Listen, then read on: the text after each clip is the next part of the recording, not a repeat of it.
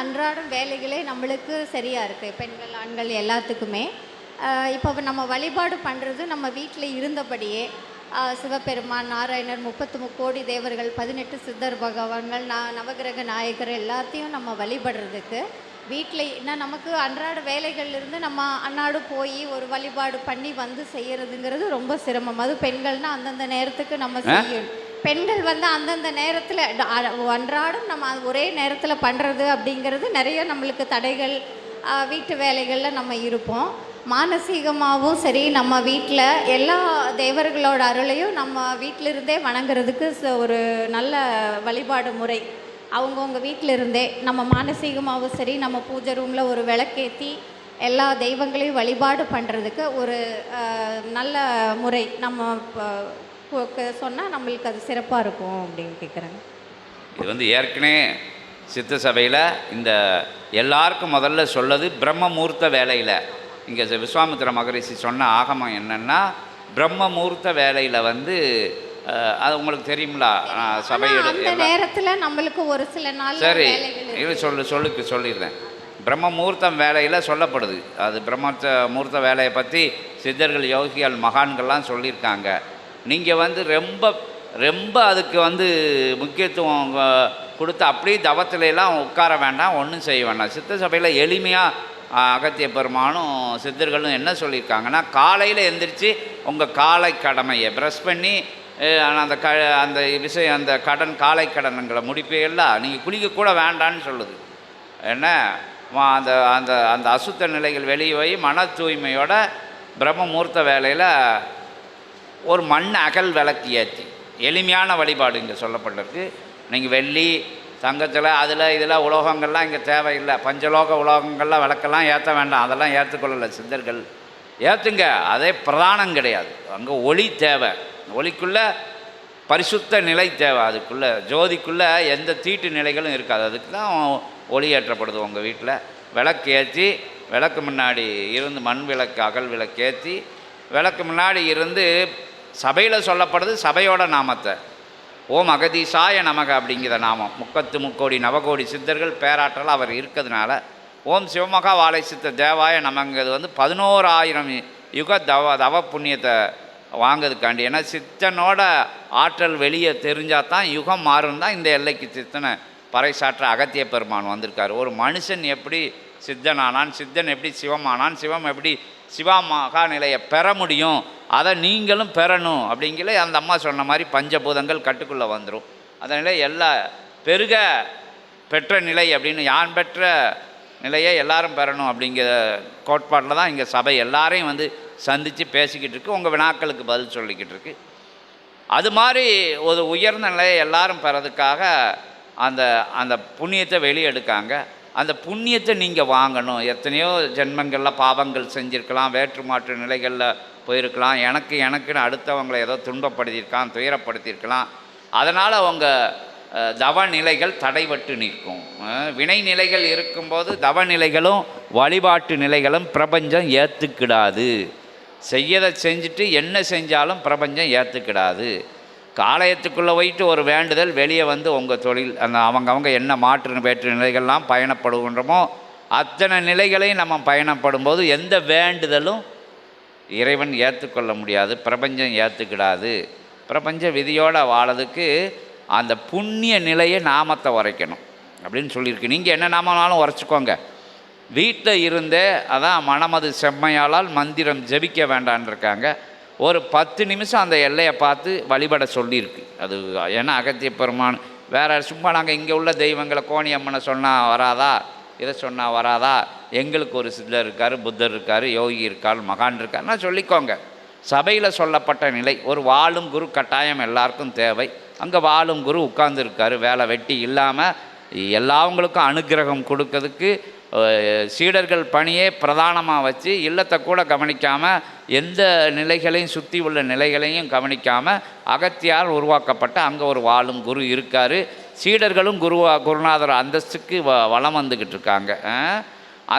அதனால் அங்கே உள்ள 11,000 யுக புண்ணியத்தை பெறதுக்கு அந்த நாமத்தை சொல்லியிருக்கார். கொஞ்சம் குழப்பமாக இருக்கும். 2 நாமத்தை சொல்லியிருக்கார். நீங்கள் எந்த நாமனாலும் சொல்லிக்கோங்க. சொல்லிவிட்டு 10 நிமிஷம் முதல்ல வந்து 12 நிமிஷம், அரை நாளிகை முதல்ல அப்படி வணங்கிட்டா 12 நிமிஷம் இருக்கலாம்ல. ஏன்னா தவம்தான். தவம்னா யோகிகள், மகான்கள், ஞானிகள், சித்தர்கள் தான் இருக்கணும்னு அவசியம் கிடையாது. தன்னிலை மறக்கதே தவம். தனக்குள்ளே எந்த வேண்டுதல் நிலை இல்லாமல் இந்திரிய நிலைகளை மறந்து உட்காராத நிலை. இல்லத்தரசிகள் எல்லாம் செய்யலாம். எனக்கு கீழே உட்கார முடியாது, காலில் பிளேட்டு வச்சுருக்கு, நான் கீழே உட்காந்து எந்திரிக்க முடியாதுன்னா சேரில் ஏதோ ஆசனத்தில் உட்காந்துக்கோங்க. அந்த விளக்கு முன்னாடி நின்று அது சபை இருக்கிற திக்கு நோக்கி ஒரு இதான் வழிபாடு முறை முதல்ல சொல்லியிருக்கு. பிறகு நீங்கள் பிரம்ம நேரத்தில் இருக்க வேண்டாம். ஏன்னா பிரம்ம நேரத்தில் உங்களுக்கு வரம் கொடுப்பாங்க, அதுக்கு தான் அந்த பிரம்ம நேரம் சொல்லியிருக்கு.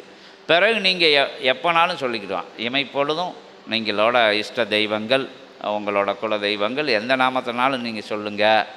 ஆனால் யாருக்கும் எந்த மாற்று நிலைகளையும் கட்டாயம் செய்யக்கூடாது. தேவையில்லாமல் அடுத்தவங்களோட வாழ்க்கையை பற்றி பேசக்கூடாது. அங்கே என்ன நடக்குன்னு உங்கள் வீட்டில் இருந்து உங்களால் கண்காணிக்க முடியாது. இந்த மாற்று நிலை எதெல்லாம் பாவம் அப்படின்னு பிரபஞ்சம் சொல்லுதோ அந்த விஷயத்தை நான் எப்படி அப்படி செய்யாமல் இருக்க முடியும்? என்னை செய்தா, என்னையை திட்டுதா, என்னையை மாட்டு விடுதா, கோர்த்து விடுதா அப்படின்லாம் சொல்லப்படுது. அதெல்லாம் விலகி இருக்க கற்றுக்கிடணும். ஞானிகள், மகான்கள், யோகிகள் ஒரு மகானை டெய்லி ஒருத்தன் நித்தமும் வந்து ஒருத்தன் வந்து தரக்குறைவான வார்த்தைகளை திட்டி தீர்த்து, ஏன் மகானே நான் இவ்வளோ நாளாக உங்களை திட்டி தீர்த்துக்கிருக்கேன், கோபமே வரலையா உங்களுக்குன்னா, உன் நிலையை நீ வந்து சொல்லுத, நீ செய்த தவறுக்கு வந்து நான் தண்டனை ஏற்க முடியாது. நீ புத்தி இல்லாமல் அந்த இறை சிந்தை இல்லாமல் நீ என்னை தூற்றக்கூடிய நிலைகளை நான் வந்து கோவப்பட்டால் அதை ஏற்றுக்கொண்டதா அர்த்தம். நான் அமைதியாக இருக்கும்போது உன் நிலை ஒன்றுட்டு இருக்குது, என் நிலை நான் கடைபிடிக்க, உன் நிலை நீ கடைபிடிக்கன்னு சொல்லையில் அவன் சரணடைந்து சீடர் ஆனார்னு சொல்லுவாங்க புத்த மகான்கிட்ட. இங்கே வச்சு பேரை சொல்கிறத பற்றி ஒன்றும் பிரச்சனை கிடையாது. அதனால் அந்த நிலையோடு நம்ம இருக்கணும். இறையை வணங்கினா தகுதி வேணும்ல. இறை வந்து மன்னிக்கக்கூடியவர், அன்பே வடிவமானவர், முதல்ல மறக்கக்கூடியவர், மன்னிக்கக்கூடியவர், அரவணைத்து செல்லக்கூடியவர், அற்புதம் நிகழ்த்தக்கூடியவர். அப்போ அந்த இறையை வணங்கன்னா நம்மகிட்ட அந்த தன்மை வேண்டுமா? இடர் கொடுக்கிறவங்களுக்கு இன்பம் கொடுக்கக்கூடியவன் இறைவன். சீடர்களுக்கு தன் பக்தர்களுக்கு துன்பம் வரையில் தான் இறைவனுக்கு கோபம் வரும், இறைவிக்கு கோபம் வரும். அவங்கள எவ்வளோ அவமானமாக பேசினாலும் பொறுத்துக்கிடுவாங்க. அம்பாவை போய் என்ன திட்டுங்க பொறுத்துக்கிடும். ஆனால் சீடர்களை, பக்தைகளை அம்பா வந்து யாரும் துன்பப்படுத்தினா பொறுத்துக்கிடாது. அதே மாதிரி தான் இறைவனும். அவனை எவ்வளவு இம்சப்படுத்துங்க, வேதனைப்படுத்துங்க, சிவமா சவமானு கூட கேட்டு பாருங்க, அதெல்லாம் கண்டுக்கிட மாட்டாங்க. ஆனால் சீடர்களுக்கு பிரச்சனை வரையில், பக்தர்களுக்கு பிரச்சனை வரையில், நம்பி வரதவங்களுக்கு பிரச்சனை வரையில் சீற்றம் அடைஞ்சிருவாங்க. அது மாதிரி நீங்கள் வந்து அடுத்தவங்களுக்காக வாழ கற்றுக்கிடணும். அடுத்தவங்களுக்கு எதுக்காண்டி சாமி நான் வாழணும், எதுக்கு நீ சொல்லுங்க அப்படின்னா, அடுத்தவங்க செய்கிற புண்ணியம் எல்லாம் சேர்ந்து தான் அந்த அம்மா சொன்ன மாதிரி பஞ்சபூதங்களாக இருக்குது. பஞ்ச யோகிகள், மகான்கள், ஞானிகள், அவதார சூட்சமங்கள், உங்கள் வீட்டில் உள்ளவங்க, எங்கள் வீட்டில் முன்னோர் மூத்தோர்கள், குலதெய்வங்கள், அந்த வழிபாட்டு முறைகளில் உள்ளவங்க, இந்த வழிபாட்டு முறைகளில் உள்ளவங்க எல்லாரும் செஞ்ச புண்ணியங்கள் பஞ்சபூதமாக இருக்குது. பஞ்சபூதம் இறைவனாக இருக்கார். இறைவன் நம்மளை இயக்குறாது. அண்டத்தில் உள்ளது பிண்டம், பிண்டத்தில் உள்ளது அண்டம் அப்படின்னு இயக்குறாது. அப்போ வந்து அண்டம் பிண்டத்துக்குள்ளே இருந்து அருள் செய்து, அனுக்கிரகம் செய்து, ஆசீர்வாதம் செய்து கொடுத்துக்கிட்டே இருக்குது. வாங்க வாங்க கேட்க கேட்க கொடுத்துக்கிட்டே இருக்குது. கொடுக்கிற நிலை பகிர வேண்டாமா? பகிரணும்ல பிரபஞ்சத்துக்கு. அதான் அடுத்தவர்கள் அல்ல, அவர்களும் இறைவனோட குழந்தைகள். அந்த எல்லா ஜீவராசிகளும் இப்போ சொன்னப்பட்ட கேள்விகள், முதல்ல அந்த கேள்விகளுக்கு பதில் சொல்ல வேணாம், அதுவும் இறைவனோட அம்சமாக இருக்கக்கூடியவன், அவங்களுக்கு பகிரணும். அதான் முன்னோர்கள் மூத்தோர்கள் தர்மம் செய் அப்படின்னு சொன்னாங்க. தானம் செய், தர்மம் செய், அதுக்கு தான் தவம் செய்ன்னு சொன்னாங்க. அதுக்கு பிறகு முடிந்த விஷயங்களை அடுத்தவளுக்கு பகிரணும். கோயிலுக்கு கொண்டுட்டு போன அந்த காசை வந்து 5 பைசா கூட வாசலில் இருக்கிறது கையேந்து அவங்களுக்கு கொடுக்காம, கால் இருக்குது கை இருக்குது உடச்சி தின்னுக்கிடும், அங்கே போனால் அதை குடிச்சிருவான் இதை குடிச்சிருவான், அதெல்லாம் தேவையில்லை. கேட்கையில் கொடு. உன்னால் கொடுக்கக்கூடிய சின்ன விஷயங்களை செய்யணும். அங்கே அதுக்கு தான் வந்து ஆலயங்களை ஏற்படுத்த வச்சு அங்கே எல்லாரையும் சந்திக்கலாம். கஷ்டப்பட்ட மக்கள் வந்து இருப்பாங்க, வயிறு பசியோடு இருக்கிறவங்க ஆலயம் முன்னால் கையேந்தி நிற்பாங்க. அப்படிங்கிற விஷயங்களை பகிர்ந்துட்டு போகணும். இப்போ ஒரு விஷயங்கள் சொல்லி வச்சுருக்காங்க, கண்டவங்களுக்கு போடக்கூடாது, அதெல்லாம் வந்து இவன் சோம்பேறி ஆயிடுவான் அப்படின்லாம் சொல்லி வச்சுருக்காங்க. 10 பேர் வாங்கி தின்னான்னா ஒருத்தன் வந்து பௌர்வசிக்காண்டி கேட்பான். அதுக்கான அந்த தான் தர்மம், வேறு ஒன்றும் விஷயங்கள் கிடையாது. கோயில் போக மட்டும் செய்யணும்னு சொல்லலை, எப்பமெல்லாம் சந்தர்ப்பம் கிடைக்கோ அடுத்தவங்களுக்கு செய்யணும். அதான் இறைத்தன்மை. அந்த நிலையோடு இருக்கையில் நீ இறைவனை கூட வணங்க வேண்டான்னு சொல்லுவாங்க சித்தர்கள். மனமது செம்மையானால் மந்திரம் ஜெபிக்க வேண்டாம், கோயிலுக்கு போக வேண்டாம், பட்டை போக வேண்டாம், இப்படி ஆடைகள் அணைய வேண்டாம், ருத்ராட்சம் போட வேண்டாம், வேஷம் போட வேண்டாம், எதுவும் செய்ய வேண்டாம். மனம் பரிசுத்தமாக இருக்கையில் நீ ஒன்றுமே செய்ய வேண்டான்னு சொல்லுது. பரிசுத்தமாக இருக்கிறதுக்கு தான் கிரிகை நிலையை வச்சுருக்காங்க. ஒருத்தனை ஒரு விஷயம் நீ இப்படி திருந்துன்னா நம்ம திருந்த மாட்டோம். கடவுள் ஏதோ கொடுத்துருவாள்னா குளித்து கிழித்து குங்குமம் வச்சு அதை வச்சு இதை வச்சு அப்படி வச்சு இப்படி வச்சு மங்களகரமாக போய் வணங்கி நிற்போம். அது கிரியை வச்சு அதன் மூலமாக அதுக்கடுத்த நிலை ஞான நிலை அப்படிலாம் வச்சுக்க யோக நிலை ஞான நிலை சொல்லிக்கிட்டே போகிறாங்க. அதனால் நீங்கள் சரியாக இருக்கையில் முறையாக வணங்கி நிற்கையில் உங்களை முறைப்படுத்துறதுக்கு அந்த கிரிகை முதல்ல அது கிரிகை. அதுக்குள்ளே தவத்தில் உட்கார சொல்லியிருக்கு. அதுதான் எளிமையான. எண்ணம் கொடுக்க வேண்டாம், யாருக்கும் கொடுக்க வேண்டாம். வினை இருக்கும்ல, பூர்வ ஜென்மங்களில் செஞ்ச வினைக்கு சபையோடு பயணப்படணும்னு நினைக்கல, சபை அதுக்கு ஆகமம் வச்சுருக்கு. வந்து கோமாதா பூஜையை பாருங்கள், அடுத்தவங்களுக்கு உபதேசம் பண்ணுங்கள். இப்போ நாங்கள் என்ன செய்தோம், பிரபஞ்ச பணி ஆட்டிக்கிட்டு இருக்கோம். உங்களை மாற்றும்போது நீங்கள் 10 பேரை மாற்றிடுவீங்க, 10 பேர் 100 பேரை மாற்றிடுவாங்க, 100 பேர் 1000 பேர், 1000 பேர். இதுதான் சபையில் சொல்லிக்கிட்டோம். லட்சம் பேர், லட்சம் பல லட்சம், பல லட்சம் பல கோடி. அந்த சூட்சமாக தான் நமக்கு வேணால் கணக்கு தப்பாக தெரியலாம். ஆனால் இறைவன் கரெக்டாக கணக்கு போட்டு தான் அங்கே உட்கார்ந்துருக்காரு, இங்கேயும் சொல்லிக்கிட்டு இருக்காரு. இப்போ உங்கள்கிட்ட சொல்லையில் உங்களுக்கு திருப்தியாக இருக்கையில் பதில் உங்களுக்கு புரிய வைக்கல, நீங்கள் 4 பேருக்கு சொல்லுவீங்களா சொல்ல மாட்டீங்களா அப்படின்னு சொல்லி அந்த பிரம்ம முகூர்த்தத்தில் வழிபடுங்க. அதை வச்சு வழிபடணும், இதை வச்சு வழிபடணும், பிரசாதம் அப்படி வைக்கணும், அந்த எண்ணெயில் விளக்கு போடணும், இந்த எண்ணெயில் விளக்கு போடணும் அப்படிங்கிற விஷயங்கள்லாம் பிரதானம் படுத்தாமல் இங்கிட்டாமல் வைக்கணும் அங்கிட்டாமல் வைக்காமல் முதல்ல விளக்கு போடுங்க. பிறகு அக விளக்கு எரிஞ்சிரும். அதுக்கு பிறகு நீங்கள் விளக்கே போட வேண்டாம். பிரபஞ்சத்தை நோக்கி பிரபஞ்சத்தோடு கலந்துருங்க. அதுக்காண்டி அந்த ஆகமங்கள் சொல்லப்படுது. காடு மலைக்கு போகணும், வனாந்தரங்களை போகணும், சித்தர்கள் அங்கே தேடணும், இங்கே தேடணும், அந்த மருதமலைக்கு போகணும், அது என்னது சிவன் மலைக்கு போகணும், கைலாயத்துக்கு போகணும், சதுரகிரிக்கு போகணும், வெள்ளையங்கிரிக்கு போகணும், பொதிய மலை போகணும். அதெல்லாம் உங்களை நெறிப்படுத்துறதுக்காண்டி உயரத்தில் போய் இருந்துட்டு ஏறி வா அப்படின்னா தான் நம்புவேன்னு சொல்லி உட்காந்துக்கிட்டாங்க. அந்த நேரத்தில் சித்தர்கள் போய் நீங்கள் எங்கேயும் போக வேண்டாம், 7 மலை ஏற வேண்டாம், எங்கேயுமே பாத யாத்திரைகள்லாம் செல்ல வேண்டாம். அதுக்குள்ளே நம்ம இருக்கக்கூடிய அகம்பாவம் ஆணவம் நான் என்ற நிலையெல்லாம் அழியதுக்கு தான் விரத முறைகளை வச்சு அப்படின்னா தான் இறைவனை சொல்லிக்கிட்டு இருப்பான். வவுறு பசிக்க இறைவனை சீக்கிரம் நாமத்தை ஜபம் பண்ணுவாங்கன்னு பல விஷயங்கள் இருக்குது. அதுக்குள்ளே நடக்க இறைவனோட கால் வலிக்கும்ல நோகையில் ஐயப்பா கந்தா கடம்பா கதிர்வேலா ஓம் சக்தி பராசக்தி அப்படின்னு சொல்லிக்கிட்டே வேற மாட்டு. இல்லைன்னா உனக்கு ஒழுங்காக இருந்தீங்கன்னா அடுத்தவளை தான் பற்றி பேச போகிற. நீ ஒழுங்காக உட்காந்து ரெஸ்ட்டில் இருந்தான்னா சும்மா இருக்குமா? பக்கத்து வீட்டுக்கு யாருக்கு ஃபோன் போடலாம், யார் வீட்டில் யார் வெளியில் உட்காருதாங்க, நல்ல விஷயமா பேசி நல்ல விஷயமா செஞ்சுக்கிட்டு இருக்கோம். நம்ம ஏதோ அடுத்தவங்களை பற்றி பேசக்கூடிய நிலை. ஒரு அன்னதான கூடம் கட்டுவோம், 4 பேருக்கு உதவி செய்வோம், ஒரு சின்ன அமைப்பை ஏற்படுத்தி கஷ்டப்பட்டவங்களுக்கெல்லாம் போய் அனாதை இல்லங்களுக்கு உதவி செய்வோம் அப்படிங்கிற விஷயத்தை என்னைக்காச்சும் பேசுகிறாங்க. நம்ம பேசுறது இல்லை.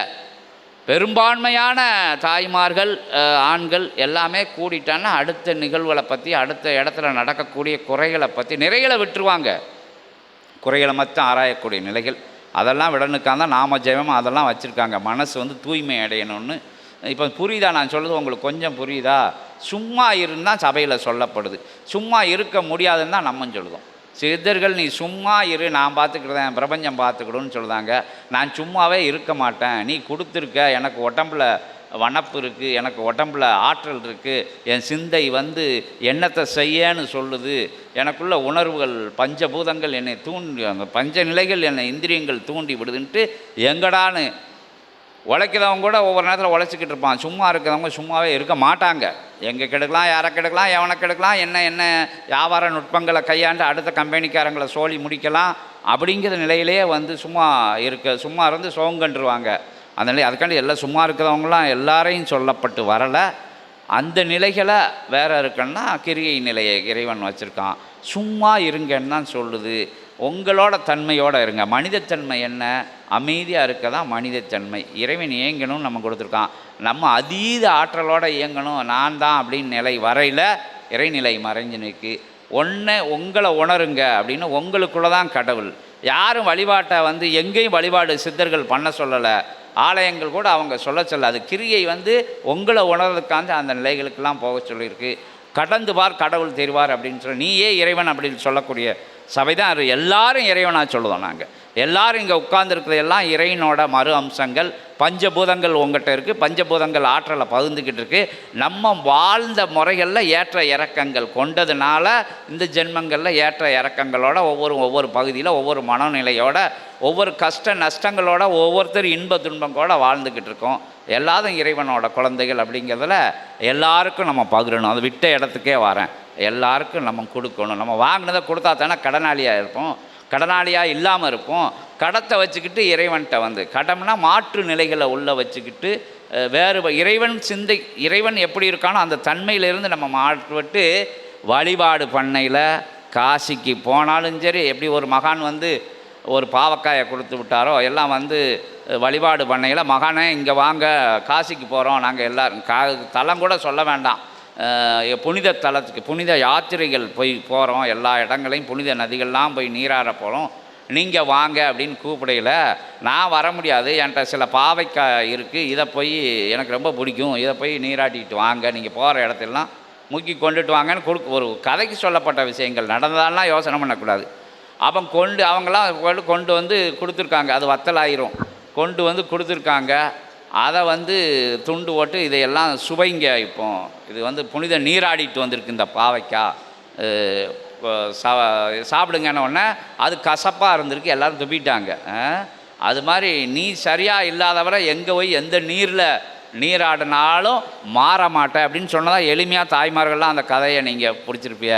நம்ம மாறாதல நமக்குள்ளே மாற்றம் வராது, இறைத்தன்மையோடு இருக்கணும். அடுத்தவங்கள இப்படி நீட்டக்கூடாது, இப்படி நீட்டணும். நம்மளை பார்த்தா சித்தர்கள் நீட்டக்கூடாங்க. நீ காலையில் எந்திரிக்கியா, நீ இன்றைக்கி யாருக்கு நேற்று நல்லது செஞ்ச, நேற்று கெட்டது செஞ்சேன்னு நம்ம உறங்கையில் நினைக்கணும். காலையில் எந்திரிச்சு இன்றைக்கி எதோ புண்ணியம் வாங்கியிருக்கோம் பிரபஞ்சத்திலேருந்து, யாருக்காச்சும் எதோ ஒன்று செஞ்சிடணுமே, எங்கேயாச்சும் ஒரு ஜீவராசிகளை பார்த்துருமே, ஏதோ ஒரு மரம் செடிகளுக்கு தண்ணி ஊற்றிடணுமே, என்ன செய்ய அப்படின்னு யோசனை பண்ணணும். நமக்கு என்ன செய்ய எங்கே பிடுங்க அப்படின்னா நம்ம காலையில் யோசனை பண்ணுறோம். யார் உறங்கிட்டு இருப்பா, யார் அசந்திருப்பா, ஆட்டையை போட்டுட்டு வந்துடும்னா காலையில் அது ஒரு பெரிய வேலையாக வச்சுருக்கோம். எந்திரிச்ச உடனே ஒரே டென்ஷனாக இருக்குது அப்படின்னா எவனுமே இன்றைக்கி மாட்டேங்கான் அப்படின்னு ஃபோனில் இருக்க நம்பரை பூரா அடிக்குது. எல்லாருக்கும் சொல்ல வரல, வேலை இருக்கும், வேலை வெட்டியை பார்த்து போயிடுதான். ஆஃபீஸில் வேலை பார்க்குறது அவங்களா இருக்கட்டும், எல்லாம் இருக்கலாம். இவன் இந்த கிளர்க் வந்தானா அவன் வந்தானா இவனை மாட்டி விடுமோ, அந்த சோழியெல்லாம் நடந்துக்கிட்டு இருக்குது. நம்மளோட வேலையை நம்ம பார்ப்போம். இகலோகத்துக்கு பிள்ளைகளை வளர்க்கணும், பொண்டாட்டி மனைவி சொல்றதை வாங்கி கொடுக்கணும், ஏதோ தேவைகள் வாங்கி கொடுக்கணும், அதற்குண்டான இகலோக பணிகளை செஞ்சுட்டு நீ வந்து சும்மா இரு அப்படின்னு தான் சித்தர்கள் இங்கே சும்மா இருந்து சுகங்கானது எக்காலம் அப்படின்னு ஒரு கேட்டதாக சொல்லுவாங்க.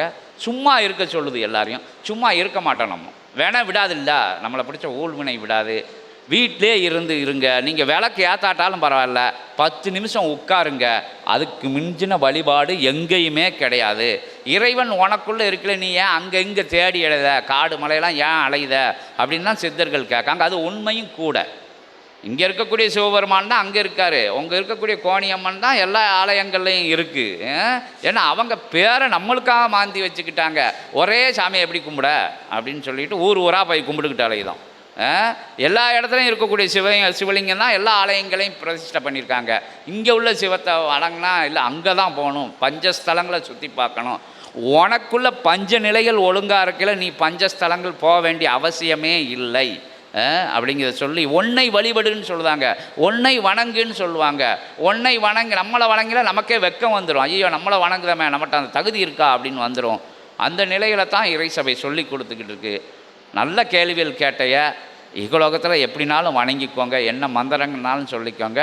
முதல்ல இந்த சூட்சம ரகசியத்தை தெரிஞ்சதை சொல்லணும்ல. நாங்கள் சொல்லி நீங்கள் அம்பாலோட நாமத்தை சொல்லுங்கள், அழகாக பிரம்ம முகூர்த்தத்தில் எந்திரிங்க, விளக்கு ஏற்றுங்க, வீட்டிலே இருந்தே வணங்க. அந்த கோயிலுக்கு போக முடியல, பக்கத்து வீட்டுக்காரங்க போயிட்டாங்க, இங்கே ஆயிரக்கணக்கில் செலவு பண்ணி போயிட்டாங்க, ஃப்ளைட்டில் போய் சாமி முட்டு போயிட்டாங்க, கப்பலில் போய் பார்த்துட்டு வந்துட்டாங்க. அந்த நிலையெல்லாம் வேண்டாம். நீ நடந்து கூட இப்போ வேண்டாம், ஒன்றையை தான் கும்பிடு, ஒன்றையை தான் வழிபடுவோம். இல்லை சில உள்ள பூஜை அறையே வந்து நீ ஆலயமாக வைக்கும். அங்கே வராத அம்மாவாக போனப்போ மாளிகைக்குள்ளெல்லாம் வந்துட போகுது, அதெல்லாம் கிடையாது.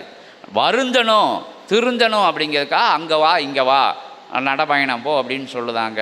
தன்னை அறிய தனக்கு ஒரு கேடில்லை, அதான் சித்தர்களோட வாக்கு அப்படின்னு சொல்லி உயர்வான வழிபாட்டு முறைகளை இதுக்கு மேலே அகத்திய பெருமான் என்ன சொல்லுதாருன்னு பார்ப்போம். ஓம் அகதீசாய நமக. இன்புற்று வாழ்க, அகத்தியமே ஜெயம், ஜெகத்தியமே அகத்தியம். ஓம் அகதீசாய நமக. நிறைவான இறை உரையாக, நிறைவு கலந்த இறை உரையாக அற்புதமாய் ஞானத்தை பற்றி உரைத்து வணங்குதல், வாழ்த்துதல், சரணாகதி நிலை இவை அனைத்தும் உள்ளோர்களுக்குள் அற்புதமான ஜோதி ஒன்று எரியும். அஜோதியே உயர் ஆன்மீக ஜோதி என்று சித்தன் உரைத்த உரைக்குள் அகத்தியன் அதனை ஏற்று நல்லாசிகள் வழங்கி அமர்கின்றோம். ஓம் அகதீசாய நமக. இன்புற்று வாழ்க, அகத்தியமே ஜெயம், ஆனந்தமே அகத்தியம். ஓம் அகதீசாய நமக.